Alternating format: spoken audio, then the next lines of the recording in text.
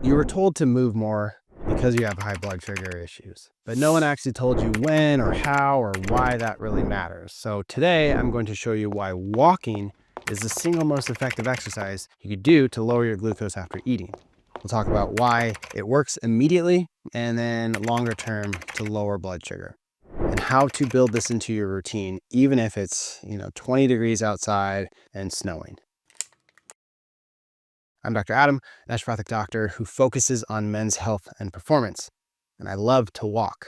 This one change has helped me dramatically improve my back pain, and it has helped my clients drop their A1C, flatten their CGM spikes, and just feel more energy within their day.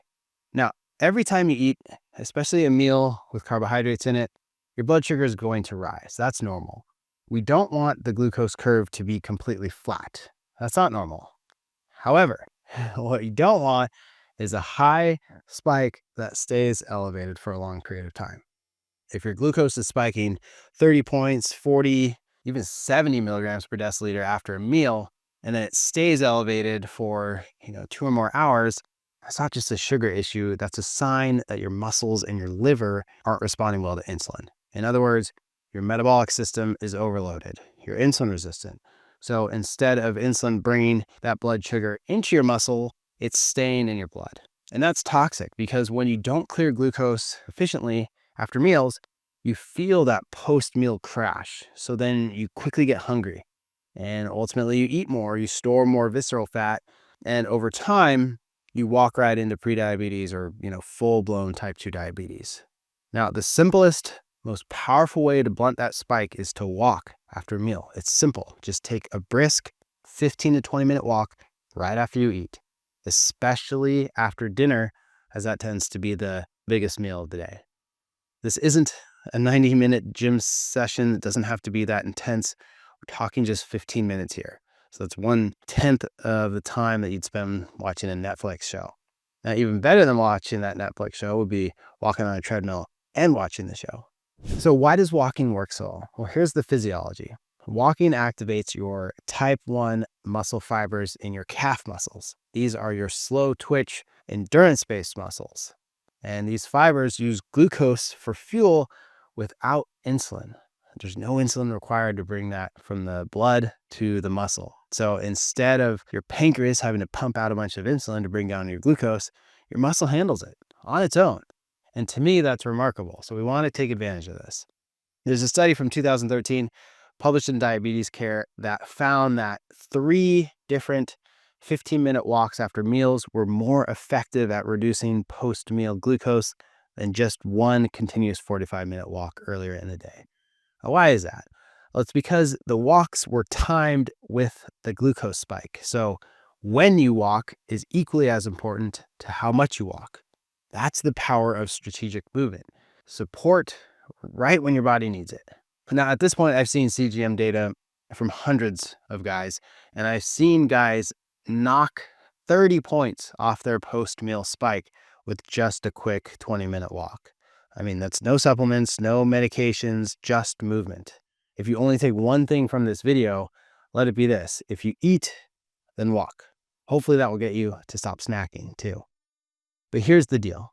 Knowledge doesn't change your behavior. Systems do. If it's not easy and automatic, then you won't stick with it. None of us would. So don't rely on willpower to walk more often. It really needs to be built into your routine. So step 1, know your 20-minute loop from your front door. Is it around the block? Is it to a specific neighbor's house, down the trail? Pick a route you don't even have to think about. Step 2, get a treadmill desk and a dog. I walk 2 to 4 miles daily at work while doing chart notes and doing emails, even filming content. I don't have to make time when walking is already baked into my workday. And then I get home and it's time to walk the dog. Well, sometimes I bike, the dog runs, but the point is dogs force movement outdoors, which is part of the reason I think that dog owners tend to be healthier than non-dog owners. And then step 3, make it a post-dinner ritual. So walk with your wife, take the dog, leave the phone, and make this a part of your evening routine. Now, it's fall as I record this, so I want to talk about the most common excuse that I hear, and that's that it's too cold, too dark, especially here in Montana. Here it all winter. It's icy, it's dark, I can't walk. Look, your metabolism doesn't care about the weather. So your blood sugar still spikes whether it's July or January. So get prepared. Get some ice cleats, grab a headlamp, wear layers, gloves, merino base, insulated jacket. Point is you can still walk in the middle of winter. And to add to that, discomfort is actually where growth comes from. So it's actually a metabolic advantage if it is cold, because at that point you're combining cold exposure plus walking. That's double the benefit. So big picture, if you're serious about reversing metabolic dysfunction, which I hope you are, you can't let the seasons decide your health. Okay, now let's zoom out. So walking will help immediately, today even. But the best long-term strategy, exercise-wise, for better glucose control is still going to be strength training. Muscle is the largest glucose disposal site in your body. More muscle means more insulin receptors. After strength training, your muscles stay more insulin sensitive for up to a day or two. You become better at clearing glucose, not just during workouts, but all day and night long. So think of it this way. Walking is your daily blood sugar tool. Strength training is your metabolic engine upgrade. And in my diabetes reversal program, we combine both because we're not just aiming to manage glucose, we're building a body that clears it effortlessly. And last thing, if you want proof that this is working, don't take my word for it, don't guess, track it. Use a CGM, run your own experiment. So on day 1, eat your usual dinner and then sit on the couch. You have my permission. And just watch your glucose over the next 2 hours. Then day 2, eat the same exact dinner, but this time go for a 20-minute walk when you're done eating and watch what happens. I've had clients run this exact test and they have seen a 20 to 40 point drop in post-meal blood sugar. That's data. And then that's ownership because you know what's working. And that's how you build trust in your routine to ensure that you don't miss. Because at the end of the day, it's not just about discipline. It's about belief that you're on the right track. So what's the best exercise to lower glucose after a meal? It's walking. It's so simple. Walking right after you eat. It's effective and it's sustainable, even if it's cold.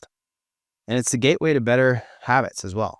But let's not stop there, right? After you get the walking down consistently, it's time to add strength training. Track all of this with your CGM and make movement part of your identity, not just a thing that you try randomly. But become the crazy guy out getting his steps during a blizzard. I love that.